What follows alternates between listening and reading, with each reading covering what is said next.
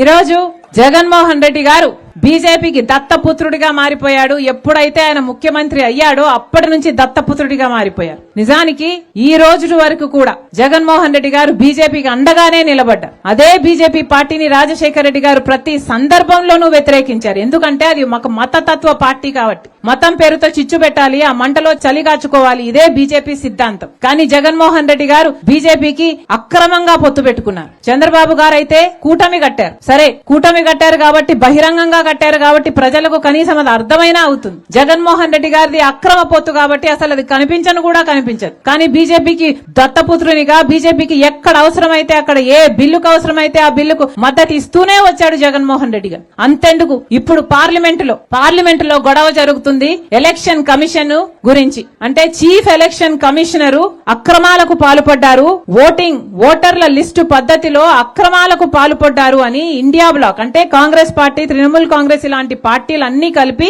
ఈయన మీద no trust అన్నట్టుగా ఈయనని తొలగించాలి అని పార్లమెంటులో నోటీసులు కూడా ఇచ్చారు. కానీ దీనికి ఎంత మటుకు జగన్మోహన్ రెడ్డి గారు మద్దతు ఇస్తారో చూడాలి. ఇప్పటి వరకు జగన్మోహన్ రెడ్డి గారు బీదేడుపులు ఏడ్చారు. ఎలక్షన్లలో మేము ఓడిపోవడం అన్యాయం అన్నారు, ఈవీఎంలలో మోసం జరిగింది అన్నారు, అక్క చెల్లెమ్మలు నాకెందుకు ఓటేయలేదో అర్థం కావటం లేదన్నారు, పెన్షన్లు తీసుకుంటున్న వారు నాకెందుకు ఓటు పడలేదో అర్థం కావడం లేదన్నారు. మరి నిజంగానే జగన్మోహన్ రెడ్డి గారు ఈవీఎంలో అవకతవకలు జరిగాయి అని నమ్మితే మరి ఈ ఎలక్షన్ కమిషనర్ ఎవరైతే ఉన్నారో ఆయనను తొలగించడానికి ఇచ్చిన నోటీసులలో జగన్మోహన్ రెడ్డి గారు మద్దతు ఇవ్వాలి. కానీ జగన్మోహన్ రెడ్డి గారు మోడీకి దత్తపుత్రుడు కాబట్టి మద్దతు ఇవ్వరు. జగన్మోహన్ రెడ్డి గారికి ఈ విషయం మీద నిరూపించుకోవాల్సిన అవసరం ఉంది. నిజంగానే అవకతవకలు జరిగాయి అని మీరు నమ్మితే ఇప్పటికే బీజేపీ ప్రతి వ్యవస్థను తమ గుప్పెట్లో పెట్టుకుంది. సిబిఐ అయినా సరే, ఆర్బీఐ అయినా సరే, స్టాక్ ఎక్స్చేంజ్ అయినా సరే, ఈడీ అయినా సరే, ఇన్కమ్ ట్యాక్స్ అయినా సరే, ఆఖరికి ఎలక్షన్ కమిషన్ అయినా సరే అన్నిటినీ తమ గుప్పెట్లో పెట్టుకుంది. కానీ ఒక్క నాయకుడు మాట్లాడటం లేదు. కారణం